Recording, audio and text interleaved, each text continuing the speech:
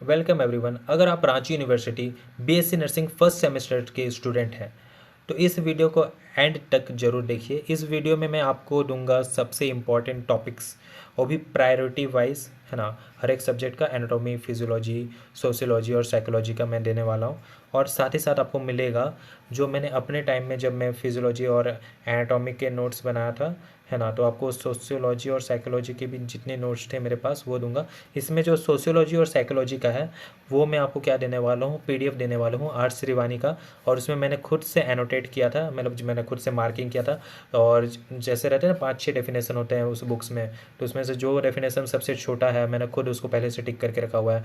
तो उसमें जो ट्रिक्स मैंने बनाए थे वो भी ट्रिक्स लिखा हुआ है। स्टोरी मेथड वाला ट्रिक है कि एक स्टोरी मैं मतलब बनाया हूँ, उसी स्टोरी में जो उसके फैक्टर्स इन्फ्लुएंसिंग, है ना, वो जो रहता है वो सब मैंने काफ़ी प्रायोरिटी वाइज लिखा हुआ है। प्रायोरिटी वाइज क्या है, उसका ट्रिक्स बना के मैंने लिखा है। जो जो इंपॉर्टेंट है मैंने वो टिक किया हुआ है उसमें पहले से। और उसी में आपको क्या देखने मिलेगा कि जैसे कि जब 5-6 पेजेस रहता है उसी को मैंने एक ही पेज में शॉर्ट में लिख के रखा है। इससे जो हेडिंग्स रहते हैं उसको मैंने अरेंज करके रखा हुआ है और आपको काफ़ी अच्छा लगेगा उसको पढ़ने में। ओके, सो मैं अपना एनोटेड वाला जो पीडीएफ है मैं आपको प्रोवाइड कर दूंगा। और जो मेन इस वीडियो में हम कवर करने वाले हैं वो है कि प्रायोरिटी वाइज आपका जो रहेगा टॉपिक्स। ओके, सबसे पहले आपको तो सिलेबस फॉलो करना पड़ेगा, लेकिन इस वीडियो से आपको ये बेनिफिट होगा कि आपको कौन कौन से सिलेबस में से पहले करना है क्वेश्चंस। ओके, सो आप सभी को फिर से नमस्ते दोस्तों, स्वागत है आप सबका। बहुत सारे स्टूडेंट मुझे मैसेज कर रहे थे कि फर्स्ट सेमेस्टर के लिए क्या पढ़ें, कौन सा टॉपिक इंपॉर्टेंट है और एग्ज़ाम किस तरह प्रिपेयर करें, इसलिए मैं ये कंप्लीट गाइड बनाया हूँ। ओके, तो सबसे पहले हम जाते हैं एनाटॉमी में। तो ये प्रायोरिटी वाइज है। तो ऑस्टियोलॉजी बोन्स आपको प्रॉपर 206 बोन्स, जितने भी आपके बोन्स हैं सब याद होना चाहिए। इसमें से भी आपको किसी किसी बोन्स का प्रॉपर जो डायग्राम है आपको याद होना चाहिए। जैसे कि बोन्स का क्या होता है कि अगर आप एनाटॉमी में याद होगा एपिफिजियल प्लेट, जो उसका प्रॉपर स्पंजेस, मतलब स्पंज वाला, और तुम्हारा कॉम्पैक्ट बोन, ये सब जो भी रहता है आपको प्रॉपर याद होना चाहिए।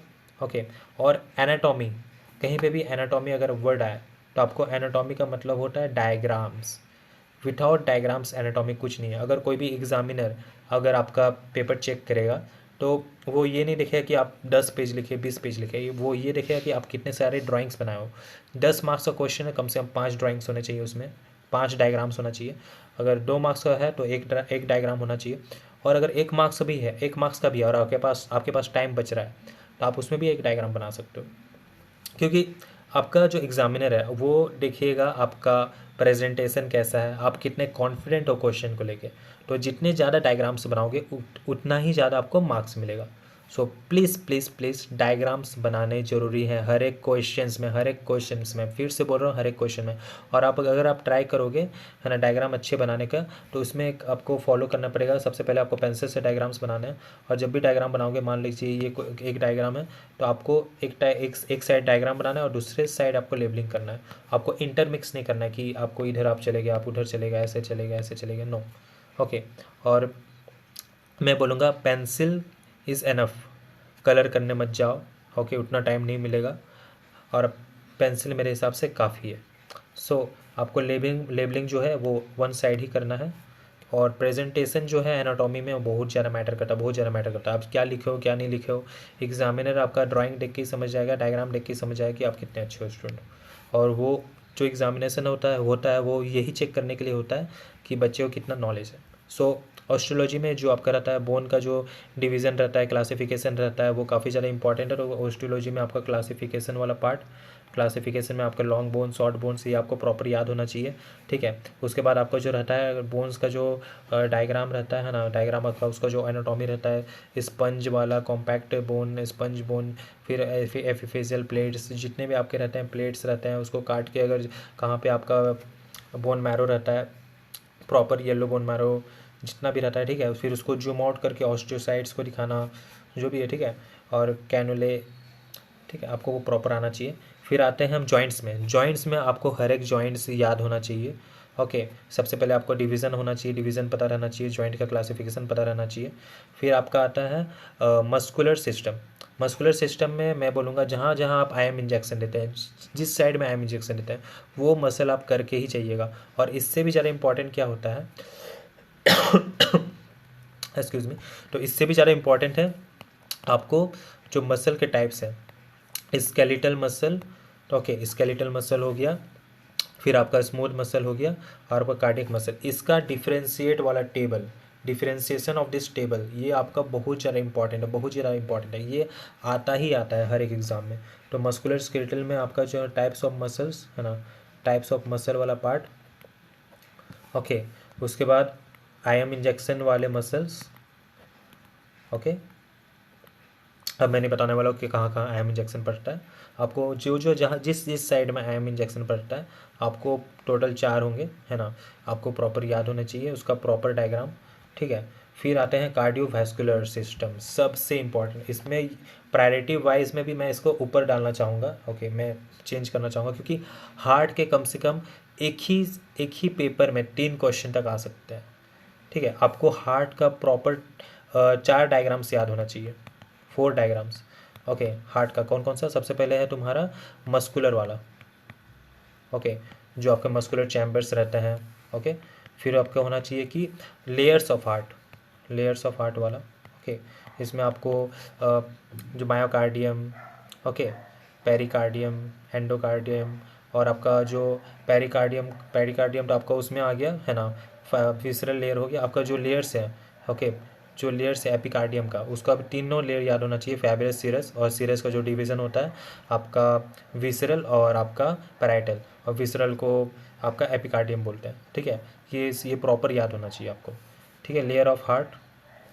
फिर है आर्टेरियल सप्लाई ऑफ हार्ट, है ना, या फिर coronary artery, artery coronary artery, okay, ये भी आपको प्रॉपर याद होना चाहिए कोरोनरी, और इसमें आपको वीडियो मेकर वाला तो याद होना ही चाहिए, ओके, वीडियो मेकर एलईडी, ये भी आपको याद होना चाहिए। फिर है आपका उसमें नर्व सप्लाई, नर्व सप्लाई को आप काट दीजिए, आप उसका conductive system, conductive system, okay, ऐसे नोट से लेके परकेंजिया फाइबर से लेके, ठीक है, याद होना चाहिए। Layers of heart, muscular muscular of heart, muscle of heart में आपका हो जाएगा जितना चैम्बर्स होता है, ठीक है, चैम्बर वाला। तो आपको हार्ट के सारे डायग्राम्स प्रॉपर आपको 10 बार, तो एक ही मतलब जो भी आपका टोटल 4 हो रहा है ना, 4 को आप 3 बार प्रैक्टिस कीजिए, जितना हो सके अच्छा प्रॉपर टेक्निक से बनाने का आप ट्राई कीजिए, क्योंकि ये आएगा ही आएगा कार्डियोवास्कुलर सिस्टम में, इसको आना ही आना है, ओके। ये तो मैं फिक्स बता दे रहा हूँ, फिक्स है हार्ट का क्वेश्चन। डायग्राम आपको याद रखने हैं, ये जो मैंने 4 डायग्राम्स बोले ये प्रॉपर आना चाहिए। Muscle of muscular layer of heart, sorry, muscle of heart जिसमें आपका चैम्बर वाला जो भी पार्ट है, ठीक है, उसमें वैल्व्स आ जाएगा, वैल्व्स कहाँ कहाँ रहता है, ठीक है, कौन सा वैल्व का कैसे रहता है शेप। लेयर्स ऑफ हार्ट, और आर्टरी, कोरोनरी आर्टरियल सप्लाई जिसमें एलईडी वाला पार्ट है ना, वो आपका सबसे मेन है, वीडियो मेकर भी बोलते हैं उसको। और आपका कंडक्शन, ठीक है, कंडक्टिव पार्ट, ठीक है। अगर आपको ये वीडियो काफ़ी स्लो लग रहा है तो आप इसको 2x में कर सकते हो, ठीक है, क्योंकि आप जितना हो सके उतना टाइम बचाने का कोशिश करें। फिर आते हैं ब्लड वेसल, तो ब्लड वेसल में आपको प्रॉपर डायग्राम आना चाहिए, ठीक है।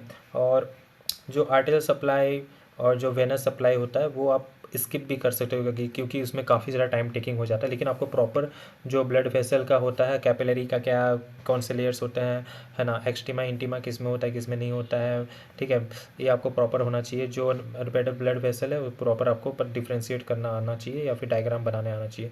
फिर respiratory system, respiratory system previous year question है, मतलब ये लास्ट ईयर आया था, ओके, लास्ट ईयर बहुत पहले आया था, सो मतलब जो फर्स्ट सेमेस्टर मेरा था उस टाइम आया था ये।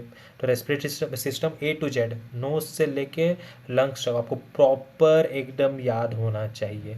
क्यों? क्योंकि ये काफ़ी ज़्यादा इम्पोर्टेंस टॉपिक है नर्सिंग में। तो रेस्पिरेटरी सिस्टम, इससे भी मैं बोल रहा हूँ कि आएगा ही आएगा, ओके। नर्वस सिस्टम, फिलहाल नर्वस सिस्टम को नालचा यूनिवर्सिटी इतना इम्पोर्टेंस नहीं दे रहा है, फिर भी आप जो हार्ट का एक कॉमन डायग्राम रहता है जिसमें आपका पॉन्स तक रहता है ना, आपका सेरिबेलम से लेके सेरिब्रम से लेके पोन्स तक जो आपका रहता है, प्रॉपर आपको डायग्राम्स याद होना चाहिए, ओके। स्पेसिफिक नर्वस सिस्टम से काफ़ी कम क्वेश्चन हुआ है, फिर भी मैं बोल रहा हूँ आपको नर्वस सिस्टम अगर पूछ दे तो आपको क्या बोलते हैं ब्रेन का पूरा याद होना चाहिए, ओके। सब जो आपका जितना भी क्या बोलते हैं मिड ब्रेन और फोर ब्रेन, हिंड ब्रेन, आपको प्रॉपर याद होना चाहिए। अगर पूछ दे तो आप प्रॉपर उसका बता पाओ, ओके। लेकिन मैं नर्वस सिस्टम को अभी तो कम प्रायोरिटी दूंगा, ओके। नर्वस सिस्टम में ब्रेन आ गया, स्पाइनल कॉर्ड आ गया, क्रेन, ओके, स्पाइनल कॉर्ड और ब्रेन आ गया। स्पाइनल कॉर्ड में अगर पूछेगा भी, है ना, तो आपको पूछेगा, उस आपको डायग्राम बनाने बोलेगा कि एक स्पाइनल कॉर्ड में जो वर्टिब्रे है उसका एक डायग्राम बना के दो। क्रेनियल नर्व्स फिलहाल ये के भी काफ़ी इंपॉर्टेंट था, लेकिन पता नहीं क्यों नर्वस सिस्टम वाला पार्ट को कम प्रायोरिटी दे रहा है रांची यूनिवर्सिटी। फिर भी आप 12 पेयर ऑफ क्रेनियल नर्व्स याद कर सकते हैं। क्रेनियल नर्व्स में आप वो लास्ट में जो रहता है ना इक्वेनस वाला पार्ट भी अच्छे से जान लीजिएगा कि कहाँ पे एंड होता है, कहाँ पे नर्व एंडिंग होता है, कहाँ पे नर्व खत्म हो जाता है। ठीक है। डाइजेस्टिव सिस्टम, मैं इसको भी इंपॉर्टेंट दूंगा। डाइजेस्टिव सिस्टम ये भी लास्ट ईयर का एनाटॉमी का क्वेश्चन है, ये आएगा ही आएगा, फिक्स, आप इसे फिक्स मानो, फिक्स। ठीक है। फिर आता है लीवर भी काफ़ी इंपॉर्टेंट है, इसमें आप पोर्टल ट्रायड याद रखिएगा। ओके। पैनक्रिया ये भी इम्पॉर्टेंट है। ओके। तो आपको क्यों क्यों इम्पोर्टेंट, क्योंकि इंसुलिन का जो ये रहता है वो सब फिजियोलॉजी का पार्ट है, बट आपको इसमें अल्फ़ा बीटा एक और ये सब बनाना आना चाहिए, और सेंटरोनी कहाँ पे होता है। ओके। और जो उसके पैपिलरी होता है, माइनर पैपिलरी और मेजर पैपिले, ये आपको याद होना चाहिए प्रॉपर। और कहाँ पे ये सेंट्रोनी और वर्संग जो रहता है वो कहाँ पे मिलता है, ये सब आपको प्रॉपर याद होना चाहिए। यूरिनरी सिस्टम ये भी काफ़ी इंपॉर्टेंट है, मैं भी इसको मार्क कर देता हूँ। किडनी का आपको प्रॉपर डायग्राम आना ही चाहिए, ये फिक्स है। यहाँ तक कि आपको जो लूप ऑफ हेनले जो भी है ना, लूप ऑफ हेनले, फिर आपका नेफ्रॉन, इसका नेफ्रॉन का आप डायग्राम प्रैक्टिस कीजिएगा। ओके। किडनी में आप नेफ्रॉन का डायग्राम प्रैक्टिस कीजिएगा, और यूरिनरी सिस्टम में प्रॉपर किडनी का डायग्राम प्रैक्टिस कीजिएगा। ओके। तो किडनी का भी मैं दे देता हूँ येलो, जो मैंने हाईलाइट किए हैं येलो से, ओके, येलो हाईलाइटर से, वो आप जरूर करके जाइएगा। मेल रिप्रोडक्टिव सिस्टम, इसमें रिप्रोडक्टिव सिस्टम में फीमेल से मेमोरी ग्लैंड आपको ये प्रॉपर आना चाहिए। ठीक है। आपको फ्लो चार्ट, हाँ एक और चीज़, जितना आपको ज़रूरी है डायग्राम बनाना उतना ही ज़रूरी है फ्लो चार्ट। ओके। जैसे कि मेमोरी ग्लैंड है, मेमोरी ग्लैंड में आप प्रॉपर फ्लो चार्ट बनाना है कि कहाँ से कहाँ तक जाता है। ओके। निपल्स एरुला एंडिंग होता है और कहाँ से स्टार्ट हो रहा है, आपको प्रॉपर वो फ्लो चार्ट के थ्रू दिखा सकते हो। ओके। फिर आते हैं रिप्रोडक्टिव सिस्टम में, जिसमें फीमेल वाला पार्ट हो गया, मेल वाला में टेस्टिस आ सकता है। ओके। जेनेटल, फीमेल जेनेटल कम इम्पॉर्टेंट है क्योंकि ऑब्जी का पार्ट हो जाता है वो। एंडोक्राइन ग्लैंड्स में थायराइड इंपॉर्टेंट है, और पैनक्रिया तो आप देख ही लिए हो, है ना, थायराइड इंपॉर्टेंट है।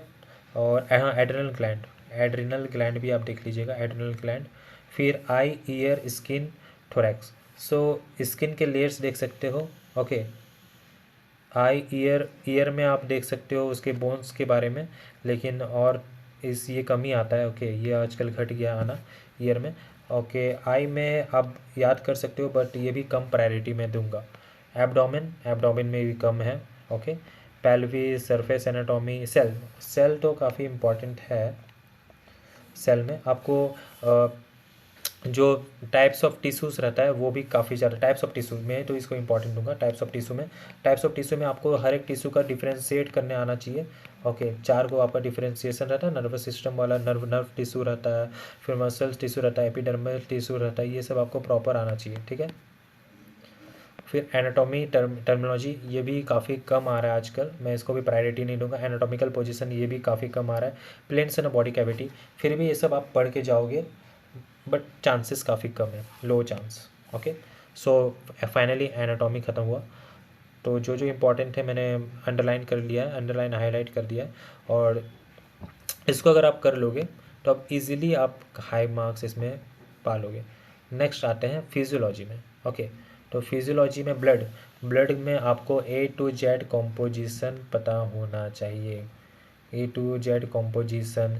फिर सेल के जो शेप साइज रहते हैं, यहाँ तक कि आपके ग्रैनुलोसाइट का परसेंटेज तक आपको पता होना चाहिए। हर एक ग्रैनुलोसाइट का आपका आइडिया होना चाहिए। इसमें आरबीसी सबसे ज़्यादा इंपॉर्टेंट है, आरबीसी का भी आपको प्रॉपर नॉलेज होना चाहिए, कितना रहता है कितना नहीं रहता है। ठीक है।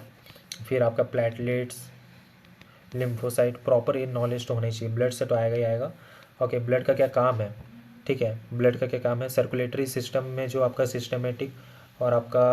सिस्टमेटिक सिस्टम में जो जाता है पल्मोनरी सिस्टम, आपको प्रॉपर इसमें आइडिया होना चाहिए कितना परसेंटेज जो रहता है बाय कार्ब्स। हाँ, exchange of gases exchange of gases भी और रेस्पिरेटरी में आ जाएगा। एक्सचेंज ऑफ गैसेस वाला भी काफ़ी इंपॉर्टेंट, इंस्पिरेशन एक्सपिरेशन वाला पार्ट। ओके, और इसमें एक और इम्पॉर्टेंट है कि ब्लड में जो ट्रांसपोर्ट ऑफ गैसेस होता है इसका percentage, transport of gases. Okay, जैसे कि ऑक्सीजन डिजॉल्व जिसमें रहेगा उसमें कितना रहेगा, और CO2 वाला जो रहता है, मतलब डीऑक्सीनेटेड ब्लड में डीऑक्सीनेटेड ब्लड वाला आपको आइडिया होना चाहिए। ठीक है, डीऑक्सीनेट ऑक्सीनेटेड, और आपका पार्शियल प्रेशर वाला ग्राफ, पार्शियल प्रेशर वाला ग्राफ। ओके, सो फिर कार्डियक साइकिल भी काफ़ी इंपॉर्टेंट है। इसमें आइसोमेट्रिक से लेके हर एक चीज़ आपको याद रखना पड़ेगा इसमें। ठीक है, कितना सेकंड में क्या हो रहा है, आइसोवेंट्रिकल, ठीक है, जितना भी आपका पूरा स्टेप्स है इस कार्डियक साइकिल का, ये भी काफ़ी important. Conduction system of heart मैंने एनाटॉमी में ही बोल दिया था, तो इसलिए मैं इधर फिर से मार्किंग नहीं करना चाह रहा हूँ, तो इसलिए मैं इसको स्क्वायर कर दे रहा हूँ। ओके, ECG, अभी फ़िलहाल ECG जो पार्ट है वो कम ही इसको किया जा रहा है। क्यों? क्योंकि मेडिकल सर्जिकल नर्सिंग में इसको ज़्यादा ध्यान दिया जा रहा है, इसलिए ECG कम चांसेस है। मैं इसे कट नहीं करना चाहूँगा, बट आप देख लीजिएगा, नॉर्मल ECG देख लीजिएगा, ज़्यादा देखने का ज़रूरत नहीं है। नॉर्मल ECG आप देख लीजिएगा, नॉर्मल ECG। ठीक है, PQRST जो रहता है कर्व, उसका आप देख लीजिएगा PQRST वाला में। ठीक है, और क्या इंटरवल रहता है, कितने सेकंड का क्यूब रहता है एक। ब्लड प्रेशर में आप MAP पढ़ लीजिएगा, MAP। ओके, ब्लड प्रेशर में MAP पढ़ लीजिएगा। इसका डेफिनेशन बहुत इंपॉर्टेंट है। क्यों? क्योंकि फंडामेंटल ऑफ नर्सिंग जो था वो फर्स्ट सेमेस्टर में डालने का ज़रूरत था इनको, रांची यूनिवर्सिटी को, बट उन्होंने इसको सेकंड सेमेस्टर में डाल दिया, इसलिए ब्लड प्रेशर काफ़ी इंपॉर्टेंट है। इसका डेफिनेशन डिफाइन पूछेगा तो ब्लड प्रेशर का डेफिनेशन पूछेगा। Wait, define blood pressure, define respiration. Okay, respiration और फोर्स्ड रेस्पिरेशन और टाइडल वॉल्यूम, जितना भी वॉल्यूम्स है। ओके, रेस्पिरेशन में जितने वॉल्यूम से आपको याद होना चाहिए। ठीक है, जितने वॉल्यूम से आपको याद होना चाहिए रेस्पिरेशन में। और नेक्स्ट है उसका फिजियोलॉजी ऑफ रेस्पिरेशन, जिसमें आपको एक्सपिरेशन और इंस्पिरेशन का पूरा आना चाहिए। लंग्स का वॉल्यूम एंड कैपेसिटी है, तो मैं बोल दिया। इसमें ज़्यादा चांस है ये आपका आएगा MCQ या फिर आएगा fill in the blanks.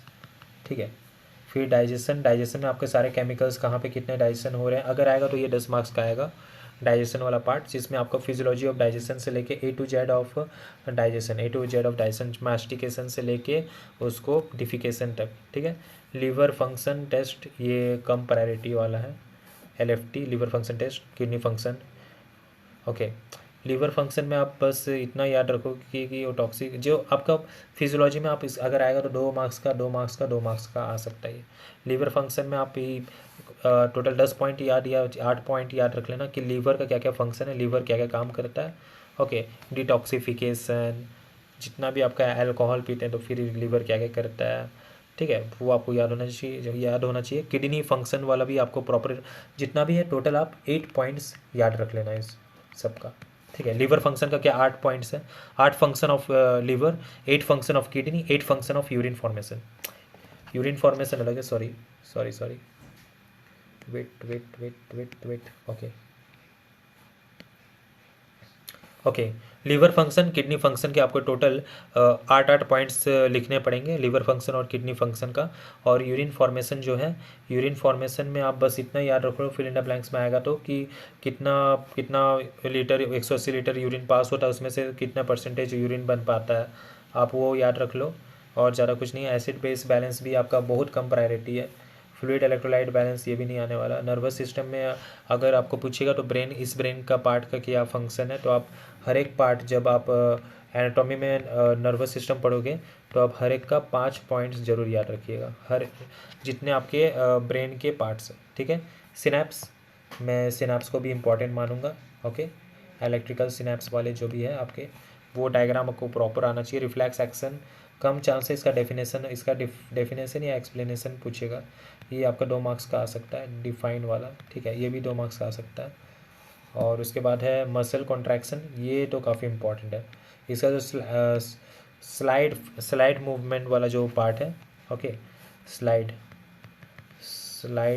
Theory जो पार्ट है वो ज़रूर आप कीजिएगा। ठीक है, एंडोक्राइन सिस्टम में आपको पूरा होल डायग्राम, मेरा एक मतलब होल डायग्राम का मतलब ये है कि जैसे कि एक ह्यूमन बनाइएगा और कहाँ पे आपका कौन सा ग्लैंड है, कौन सा एंडोक्राइन ग्लैंड है, आपको प्रॉपर उस फिगर में दिखाना पड़ेगा। और हर एक ग्लैंड का, एंडोक्राइन ग्लैंड में ऑल ग्लैंड्स का आपको फंक्शन पता होना चाहिए, करीब 5 फंक्शंस। ओके, 5 फंक्शंस आपको एंडोक्राइन ग्लैंड्स के याद होने चाहिए, ठीक है। तो इसमें उसी ग्लैंड्स में वो हार्मोन्स आ जाएगा। ओके, तो ये इसमें कवर हो गया। रिप्रोडक्टिव फिजियोलॉजी ये अभी फ़िलहाल कम पूछा जा रहा है, बट आप पढ़ सकते हो। आप सिर्फ oogenesis और आपका मेल रिप्रोडक्टिव जो पाथवे है आप वो याद रख सकते हो, लेकिन मेल रिप्रोडक्टिव ज़्यादा इंपॉर्टेंट इसमें, मेल, क्योंकि जो फीमेल वाला हो जा रहा है ओबजी का पार्ट हो जा रहा है, तो इसलिए मेल वाले में ज़रा ये कीजिएगा। मेंस्ट्रुअल साइकिल इसका ज़रूर आप कीजिएगा, मेंस्ट्रुअल साइकिल में ये भी ओबजी का पार्ट है, बट ये आजकल फिजियोलॉजी में पूछा जा रहा है। टेम्परेचर रेगुलेशन, आप टेम्परेचर रेगुलेशन पढ़ो या ना पढ़ो, आप ज़रूर पढ़िएगा आपका क्या बोलते हैं फीवर के बारे में। ओके, फीवर आए या ना आए उसका डेफिनेशन एक बार देख लीजिएगा। और temperature regulation, C S F में क्या कंटेंट होता है और सी एस एफ का क्या फंक्शन, मेनली इसका फंक्शन ही आएगा सी एस एफ का। होम्योस्टेसिस, बॉडी फ्लूइड और ट्रांसपोर्ट अक्रॉस सेल मेम्ब्रेन, तो इसका तो कम चांस है। सो फिजियोलॉजी का भी क्लियर हो गया। नेक्स्ट हम लोग जाते हैं, इसमें ज़्यादा फिजियोलॉजी में साइकोलॉजी में ज़्यादा सोचने का है नहीं, क्योंकि इसमें क्या हो जाता है आपको प्रेजेंटेशन आना चाहिए फिजियोलॉजी साइकोलॉजी का। तो साइकोलॉजी का प्रेजेंटेशन में जब भी आप जो भी टॉपिक स्टार्ट करोगे पहले आप डिफाइन लिखोगे, डेफिनेशन, एक डेफिनेशन जो आप याद करके जाओगे साइंटिस्ट का नाम, फिर और करके दूसरा डेफिनेशन आप लिखोगे जिसमें आप अपने से बनाओगे जो भी डेफिनेशन होगा, है ना, अपने से बना के लिख सकते हो। एक डेफिनेशन याद करके जाना, एक डेफिनेशन उसी डेफिनेशन को समझ के तोड़ फोड़ के लिख देना।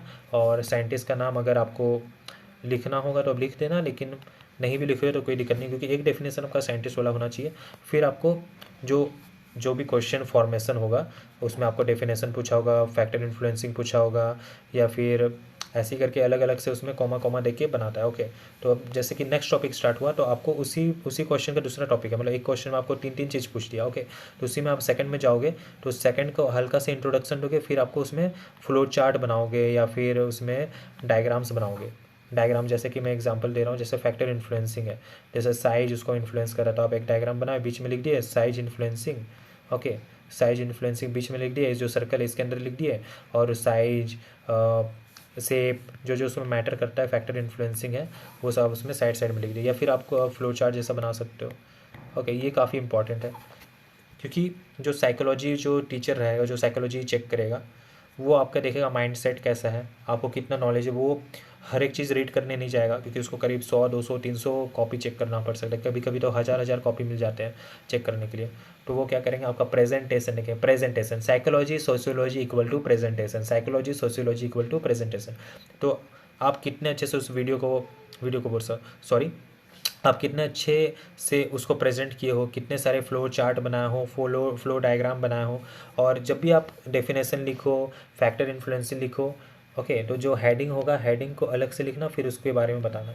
फिर हेडिंग लिखना जैसे फैक्टर इन्फ्लुएंसिंग साइज, फिर साइज को अलग से लिखना, उसको डिब्बा बना देना, और फिर शेप लिखना, इसको स्क्वायर करके अलग कर देना, थोड़ा सा एक ब्लैंक छोड़ना, फिर लिखना। और इसमें भी जो शेप के अंदर लिखे हो जो उसमें कीवर्ड्स है उसको अंडरलाइन कर देना, कीवर्ड्स को अंडरलाइन करना। ये कब करना है, ऐसे नहीं कि आप लगातार पढ़ते जाओ फिर आप लिखते जाओ फिर साथ साथ आप उसको अंडरलाइन करो, ऐसा नहीं है। आपको क्या करना है, जब आप पेज कॉपी कंप्लीट कर लोगे फिर आप वापस आना, एक बार फिर रीडिंग मारना। जब आपका पूरा क्वेश्चन पेपर आंसर शीट आपका कंप्लीट हो जाए तो फिर आप जब टाइम बचेगा उस दौरान आपको क्या करना है, फिर से रीडिंग करना पूरा का पूरा आंसर शीट, और उस दौरान आपको अंडरलाइन करना है। कब अंडरलाइन करना है, अंडरलाइन तब कीजिएगा जब आपके पास टाइम बचेगा आंसर शीट कंप्लीट होने के बाद। वैसे फर्स्ट टाइम एग्जामिनेशन जो भी देते हैं उनको काफ़ी टाइम लगता है फॉर्म, मतलब जो क्वेश्चन पेपर उसको फिल करने में, क्योंकि उनको आइडिया नहीं होता है कि राइटिंग स्पीड कितना मैटर करता है। ओके, सो आते हैं साइकोलॉजी में, इंट्रोडक्शन ऑफ साइकोलॉजी, ये काफ़ी ज़्यादा इम्पॉर्टेंट है। फर्स्ट चैप्टर का हर एक टॉपिक इम्पॉर्टेंट है, फर्स्ट चैप्टर का हर एक टॉपिक इम्पॉर्टेंट है। साइकोलॉजी का डेफिनेशन से लेके उसका जो ब्रांचेस रहता है, ब्रांचेस ऑफ साइकोलॉजी, है ना, वो काफ़ी ज़्यादा इम्पॉर्टेंट है। और लर्निंग का डेफिनेशन, अब इसमें जितना भी दिया हुआ है, ठीक है, इसको छोड़ के सबका डेफिनेशन आपको याद होना चाहिए, डिफाइन सारे का, ठीक है। डिफेंस मैकेनिज़्म का बड़ा सा जो टेबल है ईगो मैकेनिज़्म वाला, डिस्प्लेसमेंट से लेकर रिग्रेशन से लेकर जितना भी टोटल 15-16 है। ओके, हर एक का डेफिनेशन आपको याद होना चाहिए। डेफिनेशन या फिर उसका एग्जांपल याद कर लो। अगर आप डेफिनेशन नहीं भी याद करो, डेफिनेशन नहीं रहता है, वो छोटा सा लाइन रहता है। रिग्रेशन क्या होता है, डिस्प्लेसमेंट क्या होता है, सब्लिमेशन क्या होता है। Okay, regression, sublimation, displacement, okay, और रैशनलाइजेशन, टोटल 15-16 होगा। डिफेंस मैकेनिज्म काफ़ी ज़्यादा इंपॉर्टेंट है, काफ़ी ज़्यादा इंपॉर्टेंट है, ठीक है। फिर लर्निंग का definition, intelligence, memory, thinking and reasoning come chances है, इसको कट कर देता हूँ। Motivation, emotion, personality, perception, attention, आपको सबका डिफाइन तो या डेफिनेशन याद करना है, फैक्टर इन्फ्लुएंसिंग याद करना है। ओके, एप्टीट्यूड, एटीट्यूड, इसके जो टेस्ट हैं, टेस्ट के नाम याद रखिएगा ज़रूर, है ना। टेस्ट के बारे में थोड़ा सा पढ़ लीजिएगा। मेंटल हेल्थ से ज़्यादा आईक्यू जो रहता है, आईक्यू इंटेलिजेंट क्वेश्चन वाला, इंटेलिजेंट क्वेश्चन का फॉर्मूला ज़रूर देख लीजिएगा, आईक्यू का फॉर्मूला और आईक्यू का आपका डेफिनेशन, ठीक है। कॉन्शियसनेस, इसमें पर्सनालिटी इसका जो रहता है, इसका ना टोटल पर्सनालिटी का 6 क्लासिफिकेशन, 6 क्लासिफिकेशन है। साइंटिस्ट के नाम से इस क्लासिफिकेशन दिया गया है, ठीक है। साइंटिस्ट के नाम से क्लासीफाई किया गया है, ये आप ज़रूर याद कीजिएगा। टोटल 6 क्लासिफिकेशन होते हैं, उसमें जो क्लासिफिकेशन है वो आप ज़रूर याद रखिएगा। फिर आपका है कंडीशनल और क्लासिकल वाला एक थ्योरी रहता है, आप वो दोनों को भी ज़रूर देखिएगा। क्लासिकल कंडीशनिंग थ्योरी को ज़रूर देखिएगा, ठीक है। उसके बाद है मोटिवेशन। ओके, चलो ग्रोथ, इंडिविजुअल डिफरेंस, ये दोनों काम का है नहीं उतना। कॉन्शियसनेस, ये भी काम नहीं है, ये भी काम का नहीं है। साइकोलॉजिकल असेसमेंट, इसी जो आपका एप्टीट्यूड और एटीट्यूड वाला पार्ट था वो ही इसमें आ जाएगा साइकोलॉजिकल असेसमेंट वाले में। ओके, अटेंशन, मेमोरी, इंटेलिजेंस, आप इतना कर लीजिएगा। और मैं आपको अपना बुक जो मैंने अपने खुद से एनोटेट किया है वो भी आपको दूंगा, प्रोवाइड करूँगा, तो आप उससे ज़रूर पढ़िएगा, ठीक है। साइकोलॉजी काफ़ी बड़ा है, ठीक है। सो अब आते हैं सोशियोलॉजी में। सोशियोलॉजी वैसे काफ़ी लोगों को पसंद नहीं आता है, बट इट इज़ ओके, आप इजीली इसमें अच्छे मार्क्स क्रैक कर सकते हो। सबसे पहले जितना भी मैंने इसमें दिया है डेफिनेशन, सबका आपको डेफिनेशन याद होना चाहिए, जो मैंने ब्रैकेट बना के रखा है, डिफाइन। ओके, इसमें से आप किसका डेफिनेशन छोड़ सकते हो, सोशल प्रॉब्लम का छोड़ सकते हो और लीडरशिप का छोड़ सकते हो। ओके, सो इसमें सोसाइटी का भी डेफिनेशन आप ज़रूर ऐड कीजिएगा। फैमिली का जो क्लासिफिकेशन है वो इम्पॉर्टेंट है। कल्चर, मैरिज का क्लासिफिकेशन इम्पॉर्टेंट है। सोशलाइजेशन का जो आपका कैरेक्टरिस्टिक है, कैरेक्टरिस्टिक भी आप अलग से याद रखोगे। कैरेक्टरिस्टिक में आप ये कर सकते हो, 6 कैरेक्टरिस्टिक एटलीस्ट सबका याद रखिएगा, 6 कैरेक्टरिस्टिक। ओके, और फिर आ जाता है आपका लीडरशिप, तो हटा दीजिए, rural urban community. Okay, first chapter, जैसे कि मैंने साइकोलॉजी में बताया था कि फर्स्ट चैप्टर का जो इंट्रोडक्शन टू सोशियोलॉजी है, इसको आप अच्छे से कंप्लीट कीजिएगा। जैसे कि ये इंट्रोडक्शन टू साइकोलॉजी था, introduction to psychology according to the syllabus बहुत ज़्यादा इंपॉर्टेंट मैटर करता है, ठीक है। जैसे आपका ब्रांच हो गया, डेफिनेशन हो गया, डिफाइन हो गया, फिर आपका मेथड ऑफ साइकोलॉजी, जितना मेथड्स रहता है इंट्रोडक्शन ऑफ साइकोलॉजी में, जैसे आपका इंट्रोस्पेक्शन, ऐसे करके टोटल 3 मेथड में डिवाइड किया गया था। वो वाला पार्ट ही आप ज़रूर पढ़िएगा, मैं आपको बुक में भी दिखा दूंगा उसको। फिर तो सोशियोलॉजी में आपको कुछ डेफिनेशन, कैरेक्टरिस्टिक और फैक्टर इन्फ्लुएंसिंग, ये आप जहाँ पे जिस चैप्टर में जो दिया रहेगा सिलेबस के अकॉर्डिंग आपको पढ़ना है। तो ये जो रहा आपका सोशियोलॉजी का इम्पोर्टेंट। इसमें social security, health, society, role of nurse in society, ये आपका इम्पोर्टेंट हो सकता है, लेकिन ये दोनों आप स्किप कर सकते हो। एजेंसी ऑफ सोशलाइजेशन को भी हटा दीजिए, डेमोग्राफी भी इतना इम्पोर्टेंट है नहीं। Population, no. सो आप इतने का डेफिनेशन आप ज़रूर कीजिएगा। अब आते हैं, ये कंप्लीट हो गया। Okay, psychology, sociology, physiology, anatomy, काफ़ी लंबा वीडियो बन रहा है, बट ओके, ये भी चलेगा। अब मैं आपको बुक्स दिखा देता हूँ, जो मैं बुक्स का बात कर रहा हूँ, तभी से स्टार्टिंग से बुक का बात कर रहा था। तो इसको बैक किया जाए, बैक फर्स्ट सेमेस्टर। ओके, सबसे पहले हम इस सोशियोलॉजी के बुक से थोड़ा सा देख लेते हैं, सोशियोलॉजी का बुक में। सो मैं जो भी बुक का बात कर रहा हूँ, आप डायरेक्ट इसको डाउनलोड कर लीजिए और इससे पढ़ने का कोशिश कीजिएगा। और इसमें मैंने क्या किया, जैसे कि फर्स्ट चैप्टर। ओके, जैसे आप अगर आप देखोगे मैंने ये ट्रिक्स बना के रखे हुए हैं, हर एक जो भी चैप्टर है उसके आगे में मैंने ट्रिक लगाया है। जैसे कि नेचर का ट्रिक है ये, यहाँ मैंने स्टोरी लाइन बना के रखा है और उसी स्टोरी में जो नेचर है वो ऐड करके रखा है। उस स्कोप को भी अलग से मैंने लिख दिया, स्कोप 2 होता है स्पेशलिस्ट स्कूल और साइंटिफिक स्कूल, ओके। और इधर भी मैंने ट्रिक बना के रखा हुआ है। तो ट्रिक काफ़ी इसमें है। जो इंपॉर्टेंट है, कौन खोजा था, एगस्टे कॉम्टे, फादर ऑफ सोशियोलॉजी कौन है, देखिए आप देख सकते हो काफ़ी अच्छे से। इसमें जो इंपॉर्टेंट है मैंने वो टिक कर दिया, जैसे कि sociology deals with the behaviour of man in a groups, जो सबसे छोटा था उसको मैंने टिक करके रखा हुआ है, ओके। और हेडिंग्स को भी अलग से मैंने किया हुआ है। और देखिए आपका इसमें भी डेफिनेशन का अलग से मैंने टिक करके रखा है। जहाँ जहाँ पढ़ना है बस मैंने वहाँ पे अंडरलाइन करके रखा है। इंपॉर्टेंट जो है मैंने अंडरलाइन करके रखा है, अकॉर्डिंग टू सिलेबस ही आपको पढ़ना है। न्यू ब्रांचेस ऑफ सोशियोलॉजी वो दिया हुआ है, देखिए अंडरलाइन किया, देखिए और जगह कहीं अंडरलाइन नहीं किया, इस वाले को भी आपको पढ़ना है। Significance of sociology in nursing, okay. उसके बाद आपका रहा, उसके बाद आगे कुछ खास है नहीं। और basic concept of society, community, institution, association, okay. So इसमें जैसे कैरेक्टरिस्टिक ऑफ सोसाइटी मैंने अलग से लिख के रखा है। इसके बुक के अंदर मैंने इसको अलग से पेजेस में डिवाइड किया। Types of society, okay. और क्या है, difference between society and community, ये तो काफ़ी ज़्यादा इंपॉर्टेंट है, काफ़ी ज़्यादा। इसमें आप देख लीजिएगा जो मैं इसमें अलग से टिक कर रहा हूँ, ओके।